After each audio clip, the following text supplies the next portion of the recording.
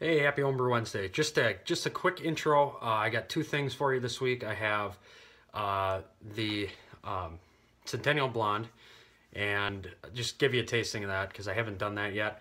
And then I took a gravity sample of the basic White Girl Stout, and I will show you that. That's really all that's going on right now, other than got my ingredients for Dropkick Nate right here. Can't show the secret ingredients. You got to get the recipe from the source. Then the hops are upstairs. So I think I'm going to do that not this weekend, but next weekend. And today is Wednesday that I'm recording this. I think I'm going to have that same friend that was on before. I think I'm going to have him over. Maybe he'll help me record, and then we'll watch a movie or something. Be a nice little Saturday, right? I think that's really it. I just wanted to do an intro so you kind of knew what the hell was going on. And I lost my intro for Homebrew Wednesday, and I'm too lazy to make one right now. Got to get upstairs and cook dinner, so no musical intro or anything like that. But enjoy what there is to see. If you don't want to watch the rest, well, I don't blame you. But cheers, guys. Go Pack, go. We'll see you when I see you. Hey, guys. So I realized this week that let me fix this. Hey guys, so I realize now that I never really showed you what my Centennial Blonde turned out to be. It's over half gone, I would say, by now, and it hasn't lasted very long. Had some friends over and stuff. So here it is. Here's in a big wheat beer glass. It's kind of clearing up, as you can see. Still pretty hazy. I know someone commented on my video and said, you know, was it going to clear up? I'd say if I left it, even longer, it would clear up. I don't know if you guys can see, but no, not really, but the carbonation's just streaming. Yeah, this thing just won't clear like it should. But let me give you my impression. As you can see, there's a big fluffy head on there. Kind of bigger bubbles, but kind of pleasant looking. It's got some lacing, I believe. So let's go in for aroma. Oh, and again, this is, I don't know if I said it was 5.6%. You don't get much on the aroma, but what you do is fruity. It's mildly fruity, I'd say, from the hops, somewhat from fermentation, I would say. But nothing too crazy estery. I mean, in an ale this clean, that's pretty good. I'd like to get it more lagerish, but what are you going to do, right? So let's go in for the flavor.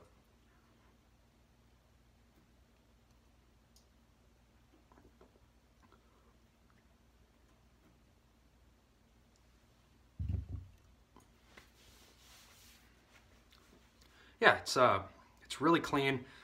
It's really just very unobtrusive. That's all I can say. What does remind me of a little bit is Blue Moon, just because I think there's a little yeastiness to it. But yeah, pretty pleased. I knew it wasn't going to come out like, amazing or something that was real crazy. I just wanted something that was light to drink. Like when I'm snowblowing, it's perfect for that. What actually is really good is my friend was over here, the guy that was in the video last week, and I said that, or he was drinking, he's like, this would be really good with an orange. So we put some orange slices in it, and it was really good with that. So that's really that beer, guys. Again, nothing crazy. I wouldn't send this one out, just because it is what it is. It's just a pounding beer that's, I mean, it's not that light, 5.6%, but it's, light body, doesn't stress you out, your palate out. So there's that. All right, and then next I will show you the basic White Girl Stout hydro sample. Cheers. All right, and for the sample of the basic White Girl Stout, here it is. You can see the hydrometer sample through it. It finished out 1022. Now that sounds high, but it's got lactose in it. And any other beer that I've ever fermented with lactose ends somewhere in that vicinity. So I think it's done. It's been almost 2 weeks now. So let me get it into a glass and tell you what I'm thinking. Haven't really tried this yet. So, and what I could tell in the hydrometer jar that not all the yeast has dropped out yet, but it's probably gonna sit there for a little bit longer, and then maybe I'll cold crash. I don't know. So, I have not tried this yet. I have smelled it, you know, in the fermenter, but it smells like a coffee bender. A lot of you guys haven't had it, but that's I mean, that's like almost exactly what it smells like to me. Not an overriding maltiness, which is surprising to me. Louie, get out of there. He insists on drinking out of the toilet down here. It's really gross. But stop. Anyway, yeah, I'm not getting a maltiness. The coffee is crazy, but I know that coffee will just totally, you know, diminish. And probably after a couple of weeks, 3 weeks in the keg, maybe after it's cold crash, that'll go down a little bit. So let's look at the color. Yeah, she's dark. I can get some hues out of the glass, you know, on the edges, but it's pretty dark. So it's going for the flavor, guys. That's always what's really important, right? So cheers.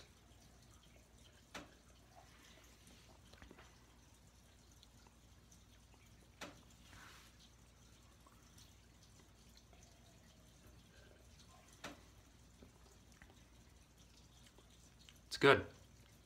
Very good. What's surprising to me in all of my dark beers, I get crazy astringency. But I think this is my first dark beer that no, it's not. No, it's not. But it is the first beer that I've done and was able to accurately do the pH because I calibrated it. And my pH was, I don't know if I wrote it in my notes, but it was like 5.4 at room temperature, 5.5, somewhere in there. So it was in the range.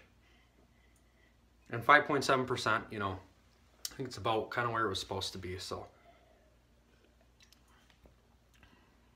yeah, it's I don't get a lot of coffee in the flavor.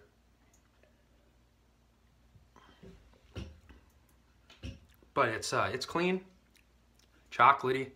I think it needs to round itself out a little bit more. I've known that with stouts. You know, they just need to round out a little bit. But no, it's good enough where I'd put it in the keg right now, but I don't have space, so it's gonna sit, and that can only do wonders for it.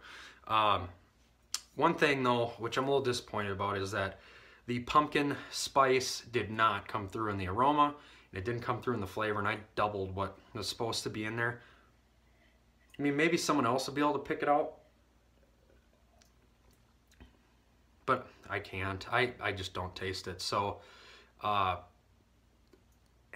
mean, it's disappointing, but then again, I've put some of that pumpkin spice in one of my other, you know, like just a stout, and dumped it in there while I was drinking it to see what it'd be like. And I didn't really like it. It was real artificial. I don't know how to describe it. It just didn't, I don't know, maybe it's the pumpkin spice I have it and like it. So I'm kind of glad, because it probably, you know, maybe it'll come out as the beer changes. It'll, you know, come out a little bit more. I hope to keep this one around a while to see how it changes. Yeah, so I'm not gonna stand here and say that, or sit here and say that this is awesome, crazy awesome, but I'm also not gonna bitch and complain about it like I do all my other beers. I'm satisfied. It's what I was, you know, it's what I was looking for. A coffee stout without a huge amount of stringency, which I don't really get any, and clean. So I got that. Only thing I'd want a little bit more is some more maltiness. I tend to not be able to get malty beers when I try, but we'll see.